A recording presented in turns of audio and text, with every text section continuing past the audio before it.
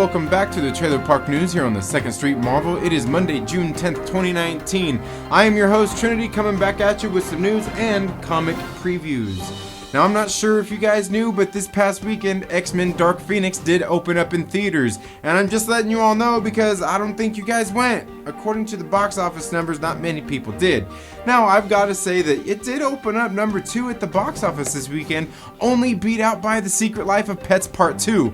Now, I'm not sure if that's a good thing or a bad thing, but I actually plan on going to see The Secret Life of Pets 2 myself with my kids probably tomorrow because it's Discount Tuesday. You know, we get tickets a little bit cheaper, but maybe I should have spent a little bit more on Secret Life of Pets 2 and a little bit less on Dark Phoenix.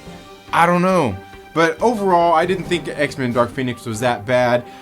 It was decent. It had some good parts. It had some bad parts. I mean, honestly, you've got to go decide for yourself. For me, I didn't leave the theater upset or disappointed. I just kind of felt like we should have got a little bit more. I mean, this was the last film of the X-Men Fox franchise.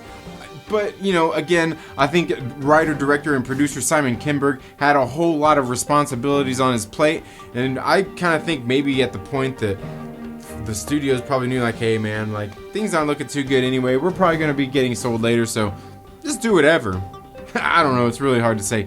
And apparently over the weekend, at some point, Mindy Kaling of The Office, I'm not sure if you guys, you know, she's better known for her role in The Office, was talking with MTV News while out promoting her movie that's getting ready to come out this coming weekend called Late Night. She was out promoting that, and in an interview with MTV News, said that she had actually been talking with Marvel Studios about developing Miss Marvel for Marvel Studios, either a movie or possibly on the Disney Plus streaming service. She's not really sure what's going to become of that. And I've got to say, you know, coming from somebody like Mindy Kaling, just kind of putting that out there, I've got to imagine that there's actually some sort of weight or some sort of truth to that. Whether we're actually going to see it or not is a different thing, but like I said, when you hear it coming from somebody like Mindy Kaling, who, like I said, she's an actress, she is a writer, she is a producer, she has done some directing on some TV shows, so, I mean, hearing her say this, I mean, I kind of gotta think that maybe it's something that they are talking about and is actually seriously in production.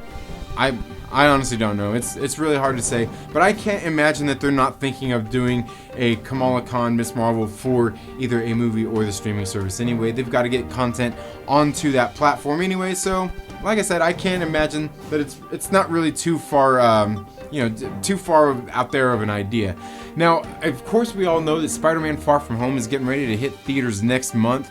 And, you know, that's coming up pretty fast. And there's a whole lot of speculation going on about a whole lot of things. And I got to say, you know, one thing that I wanted to talk about, so many people are talking about the multiverse. And, you know, in the trailer, apparently Quentin Beck actually came through the multiverse. And, you know, he's from basically another reality. And, you know, people are saying, you know, apparently he's being the good guy. And people are saying, no, it's obvious he's the bad guy. But I just got to say one thing. I'm sure many people already know that in the multiverse, when you go to a different reality, there are different versions of yourself. Like, for instance, Peter Parker, while he's Spider-Man in this normal reality, like we already know in the MCU, in another reality, he could be not even Spider-Man. Maybe he's the Green Goblin. He could be anybody. That's what I'm saying. There are different versions of different characters in each different multiverse, and in each different version of the multiverse. But, you know, so like I said, there's Peter Parker throughout all of them, but it could just be a different version of that character. So let's just say that maybe, perhaps, is it possible that maybe the Quentin Beck that we're seeing in the trailers is actually a good guy? And maybe there is a Quentin Beck that's in our reality that's a bad guy. Maybe at some point they get swapped or something. Who really knows? I mean, overall, we obviously know that Quentin Beck is going to be the bad guy. I mean, Mysterio is a bad guy, but it's not too far-fetched to think that maybe he does come from a parallel reality that he is the good guy. It's really hard to say. And maybe in his reality, Spider-Man was the bad guy. I don't know. It's really hard to say. It's really hard to say. But let me know what you all think. Now, in comic book news, there are some new issues getting ready to come out this weekend. One of them is one I talked about last week, which was a Superior Spider-Man issue number 7. And apparently this is going to be a War of the Realms tie-in. And I've got to tell you guys, War of the Realms issue number 5 came out last week. There is one issue left in the main story arc. And then I believe there is War of the Realms Omega getting ready to come out after that. And I've got to say, does anybody have any clue what's going on here? I have no clue. I've read some of the tie-ins, and they, for the most part, they were okay. But now all of a sudden, like last week, Captain Marvel tied into the War of the Realms, and now Superior Spider-Man's going to be tying into the War of the Realms all of a sudden. And I got to say, I'm confused on how this even happens. In the Captain Marvel solo series, she's been handling a situation in New York, and then all of a sudden in issue 6, she's going to meet with Doctor Strange so they can meet up and go stop Enchantress along with Black Widow. But she was actually in some of the story earlier in the War of the Realms, and she wasn't. None of it was mentioned in the Captain Marvel comic books. I don't know what's going on here. Recently in the Superior Spider-Man that just released 2 weeks ago, it would be. Superior Spider-Man went and got the help of Doctor Strange, and Doctor Strange came to help him, and there was just like, Doctor Strange didn't seem like he was really involved in the War of the Realms at that time, and it just, I don't know what's going on here. I think I'm as confused as the writer is, man. Seriously, dude. This, I was pretty, I don't know, I guess I was kind of psyched up waiting for War of the Realms to get here. Now that it's gotten here, like, the first couple issues, man, they went off with a bang, but since then, it's kind of fizzled out, and I'm like, what's going on here, guys? I don't know. It seems like this event has kind of, like I said, it started off really good, and it's ending up pretty lackluster. And how these other issues are all of a sudden tying into it, I mean, I honestly don't know. I'm kind of at a loss. But in other news, on the bright side, releasing this week are some other War of the Realms tie-ins, like I said, with that Superior Spider-Man. But we're also getting issue number 4 of the Spider-Man Life story, the 90s. And dude, I can't wait to read this comic book. It is done by Chip Zdarsky, and the story has been absolutely great. The art in this book has been top-notch.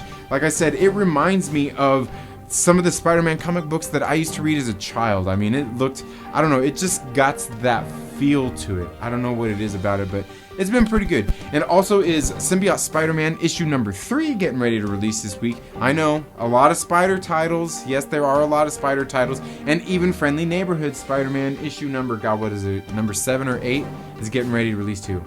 Awful lot of Spider titles are getting ready to release, I know. But I gotta tell you, Symbiote Spider-Man, those have actually been pretty good. It is a throwback to the 80s, right as soon as they got back from Secret Wars, and Spider-Man had his symbiote suit, and it's been, the way the last issue ended, I cannot wait to read this 90s issue and see where it goes. And Friendly Neighborhood Spider-Man, it has been a pretty good series. Tom Taylor has been doing a very good job writing this book. Very heartfelt story.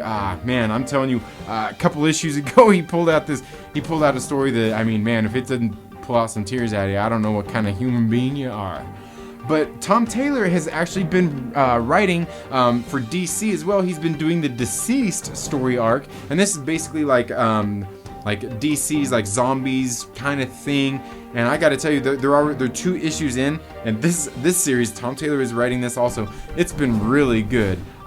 Issue number 1, I finally got a chance to read it just like last Monday. I thought it was excellent, and then the second issue just released on Wednesday, and I'm telling you, this is only a 6-story arc, or a 6-issue arc, and I've got to tell you, this series is going to be good. I can't wait to see the end of this series. In case you guys see, I don't read much DC here or anything, but I do have a couple that I pick up, and one of those other issues this week is going to be Hawkman issue number 13. It's going to be releasing. I want to check that out. And also I can't remember if that's on Image Comics, is Infinite Dark. I was told by one of my viewers here and one of my followers on Twitter, a guy I met there, Ken, was telling me that the Infinite Dark series would be a good one for me to check out. I have been trying to get into some indie stuff, so, we'll see. And, maybe I'll pick this issue up, hopefully, hopefully I have the funds for it, and check it out. It sounds like it's a pretty interesting read, and I guess we'll see. That's all I have for the Trailer Park News today. You all have a great week. Make sure you tune in Wednesday for my comic book pull list, and let me know what you guys are gonna have on your pull list for this week. And also make sure, if you're not already, please make sure you're subscribed. Click the little bell so you get notifications anytime we have uploaded new content. And what that also does is it sends you out notifications anytime I plan on doing a live video. I do a live stream every single Friday night at 8 p.m. Pacific Standard Time called the Trailer Park Live, and on that show I typically go over a couple of the comic books that I pulled for the week, kind of give them a little bit of review and let you know what I think about them, and then I get into the live chats and I interact with a bunch of the people who are there viewing, and we talk about movies, music, and just other, comic books and just other rumors throughout the week. It's always a really good time anytime you guys show up for that. It is fun every single time. You viewers are what actually make this show fun and exciting to do. And thank you all so much for showing up for that. You all have a very good day, have a great week, and we'll see you on Wednesday.